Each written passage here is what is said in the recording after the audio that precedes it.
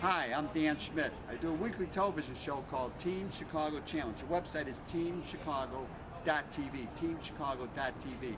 We're at the International Motorcycle Show, Rosemont, Illinois. Rosemont is a northwest suburb of Chicago. It's right on the main rail lines. It's right between O'Hare and downtown Chicago, an excellent location. They got this great convention center, and they have the International Motorcycle Show here. I think it's going on 20, 30 years. But in the next 10 or 12 minutes, you're going to meet a couple of my friends that are involved with the motorcycle industry. And we're going to look at some of the new bikes, and I'm going to pick out the showstopper for the 2014 International Motorcycle Show. And remember my website, teamchicago.tv, teamchicago.tv. Let's first look at some of the sport bikes on display. Yamaha. This is the Yes Graves Motorsport 600 R6, 4 cylinders, 600 cc's, genuine go fast race bike. This is the bike that was ridden by Cameron OBM. He won the 2013 Daytona Sport Bike Championship for Yamaha, for Graves Motorsport, for Yes. What a great bike. Also, we got a Monster, also Graves Motorsport, Yamaha Monster R1. Maybe one of the greatest race bikes ever built, R1, 1000 cc inline 4 with the sexy exhaust system under the seat. This is a genuine go fast motorcycle, a real trendsetter, the Yamaha R1, but I will always love the R6. This was the bike that helped Team Chicago win the Weir National Endurance Series in 1999 and again in 2002. And now we're looking at the KTM 1190 RC8R, the 75 degree V-twin 1195 cc. You can buy it as a race bike or a street bike. Ducati has shown a new Panigale. It's 1199 V-twin. Ducatis have a 90 degree V-twin. This is a new bike for 2014. Looking great. Triumph Daytona 675, 3-cylinder race bike. One of these days I'm going to get a chance to race one of these, and I'll give you the rundown on the Triumph 675. The Suzuki GSX-R 600. This bike has been around for almost 25 years, but this bike is very important to the evolution of road racing in America, amateur road racing in America. And now we're at the BMW HPR. It's a 1000 cc 4-cylinder, weighs 373. It's a genuine super bike by BMW. And I had a chance to talk to one of my racing friends, Ben Carlson, and he's going to tell us about Bell helmets and how to care for your helmet. Benny Carlson. And tell me about your racing career. Been doing it professionally since 2003, and right now I'm doing the XR 1200 stuff, and we're running up front, still getting podiums and stuff like that, so it's good. Okay, Bell helmets, what should we look for? Bell helmets, what do we got new? We got a new helmet called the Qualifier. It's about a $100 helmet. It's going to be a good affordable piece. It's DOT only, and it should be good. RS1s are going to be awesome as well. So. Well, I'm happy with my Bell, so with anything I should look for? I mean, give me a maintenance tip on helmets. You should buy a transition shield. We just came out with them. A full transition's like their American-made shield that we came out with. Really cool. That'd be something that would be a good buy for sure. But what about maintenance on the shell and all that? The paint, should I wax it? Wipe it off, make sure it's clean, and clean your interior once in a while. Otherwise, you're going to have issues. Well, what do you recommend to clean the interior with? Wash machine. Just take it out, wash it in the wash machine. Really? Yep. You put it back in? Well. Yep. And dry it as well? Yep, sure. Oh, really? Yep. Okay, so website, they can get hold of you? www.bellpowersports.com. You can find all the information there. Thank you, Ben, for all that great information. Now we're looking at some big street bikes, go fast street bikes. This is the Kawasaki ZX14R, 1441 cc, 6 speeds, 590 pounds, no lightweight. but maybe one of the fastest production motorcycles in the world. Its rival is the Hayabusa, Suzuki Hayabusa 1340 cc's. When this bike first came out, they were saying it could touch 200 miles an hour. Top speed, nobody's talking about that now. It's politically incorrect. The Hayabusa does have a 6-speed transmission, and it is very, very fast. Which one's faster? You gotta check the magazines, Hayabusa or the Kawasaki.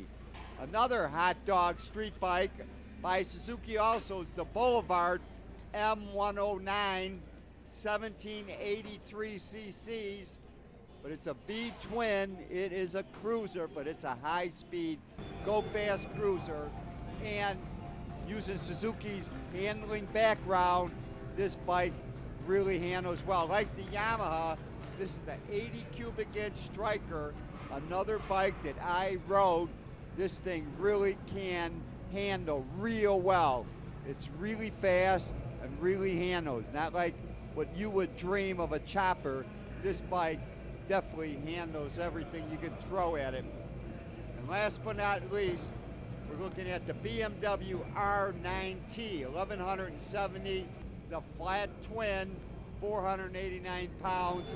It is a fast cruiser. And we're going to use all this horsepower.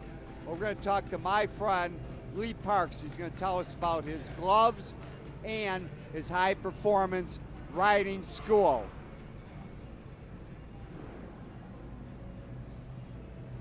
Hi, I'm Lee Parks with Lee Parks Design and Total Control Training.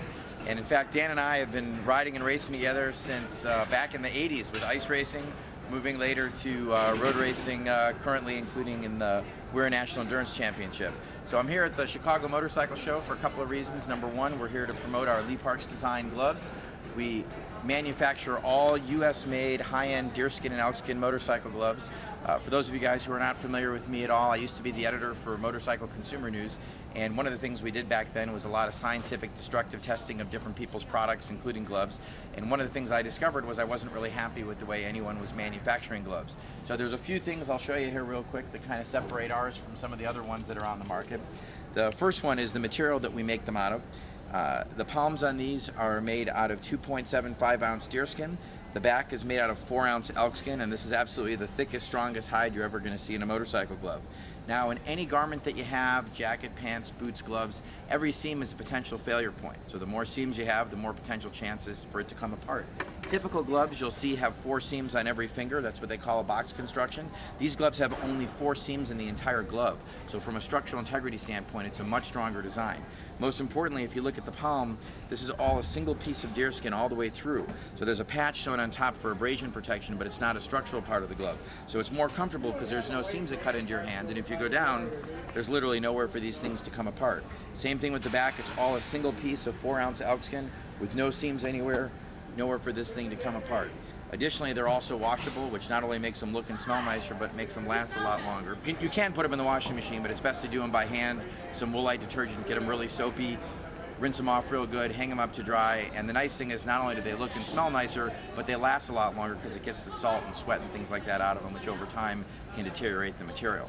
So the other reason that we're here is for our Total Control Advanced Riding Clinics. So these are schools that we teach all over the world. Look on the website, which is totalcontroltraining.net. You can get all kinds of information on the classes. So how is your class structured? Is it for beginners too, or is it for advanced riders? So this is for... Or is it different levels? There's 2 different levels of the class, but they're both for advanced riders. By advanced riders, I don't mean you have to be a racer or anything like that, but you have to have at least a minimum of 3,000 street miles.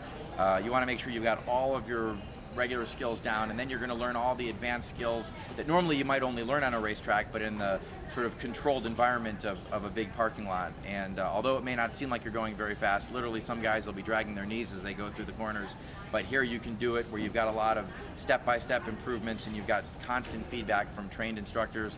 For people who have all the basic skills down, they want to get their riding to a next level, it's going to work for them. Also for people who have been riding for a long time, or maybe they're a re-entry rider and they just want to make sure that everything's sharpened up. And then even for track day guys who want to lower their lap times, the depth of the curriculum is such, it's based on my best-selling book, Total Control, which you can get both on our website, Lee Parks Design, as well as at bookstores all over the country. And basically it adapts itself to each student. If you go online, you'll see reviews and magazines and websites all over. There's also a great video on our website that sort of shows you how we teach it and what it is. And the only people it's not for are dirt-only riders or brand new riders who just got their license. Thank you, Lee. And now we're going to look at some retro bikes. Here's a Triumph Bonneville T100s. They look as good as they look back in the 50s, the 60s, the 70s. Still parallel twins. The engines are a little bit bigger, a little more modern, but still they capture the look of the 50s and the 60s. Another bike that captures that look is a Yamaha Bolt. It's a V-twin 942 cc's with a 5-speed belt drive. Yamaha brought a couple of their converted Bolts, custom bikes, looking pretty good, looking pretty retro. Look like they came right out of the 50s and the 60s. Then the Harley Davidson Fat Bob. Here's a bike that looks like it came right out of the 60s, but it has the modern twin cam 103 cubic inch engine with a 6-speed. And Victory also showed some of their baggers. These are also retro looking bikes. Talk about retro looking bikes, let's talk to Martin Cimek, and he's going to tell us about MotoBlot, the replacement for mods and rockers. Hey, I'm Martin Cimek with Steel Toe Press and the Ton Up Club, and you're checking out the MotoBlot event booth for the very first time. It's our inaugural year. Okay, so this is a new deal. It's going to be on Ashland and Fulton. Yeah, at the Cobra Open, Lounge. another open street event, scooters. Yeah, closed off, but a street event, yeah. And we're going to be doing an outdoor stage. We're going to be there Saturday and Sunday this year, so the 14th and the 15th of June. And we're going to have a kickoff event at the Isle of Man shop and Martyrs across the street with some live music on Friday. So it's all in the same area. Yep, June 13th, 14th, and 15th. Right. Okay, so it's Father's Day weekend. Yep, like so usual. Want to see how the dads get out. British bikes. Yeah. Scooters. Yep. We're going to try to open it up, bring back the good old days, what took place in the 60s and the 70s and the 50s, and exactly. Ace Cafe and in England and Ace Cafe here. Still celebrating everything and everything good and vintage. Everybody's here and invited, mods, rockers, hot rodders. We're trying to open it up for everybody, and we're just hoping for big attendance and everybody to be there. We've got Detroit Cobras playing. Wayne Hancock is going to be playing, Wayne the Train.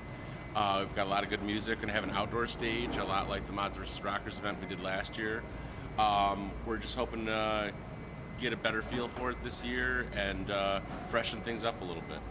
I admire your artwork. I can't tell you how much I love it. And I'm over by the Triumph booth, so I shot all that artwork, and that's all your stuff. That was me, yeah. I did all the artwork for Triumph this year for their International Motorcycle Show booth.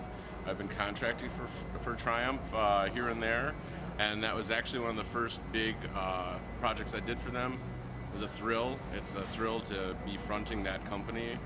And yeah, it freaked me out a little bit, but it turned out really good. I really like them. And I can't wait to get a picture taken over there with some of my artwork. It's really the first time I've seen them. And I've only seen them from about 150 feet away so far.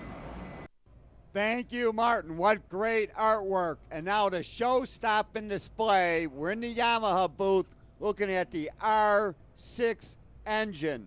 How it works, twin overhead cams working directly on the buckets, which drive the valves, 4 valves per cylinder, ram air system, driving the air into the air box, which is located underneath the fuel tank.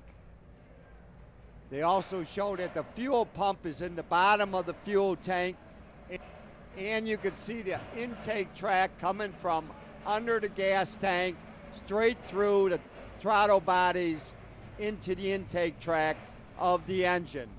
And now my showstopper motorcycle, I'm picking the KTM 6-Day. This dirt bike was absolutely stunning. It comes in 2 different engines. You can either get the 349cc 4-stroke or the 300cc 2-stroke. electric start and kick start. This would make a great street bike, no doubt about it, but it is stunning. If there was one bike I would like to have taken away from the motorcycle show to go ride immediately, this KTM 6-day. Now the question is, would I want the 2-stroke or the 4-stroke? Boy, that's a tough decision. Well, that's it from the 2014 International Motorcycle Show held at the Rosemont Convention Center, and make plans to join us for MotoBlot. MotoBlot.com, June 14th and 15th, Ashland Avenue at Fulton Street, right off of Lake Street, 2 miles west of downtown Chicago. Mods, rockers, riders shows, both days, noon until 10 p.m.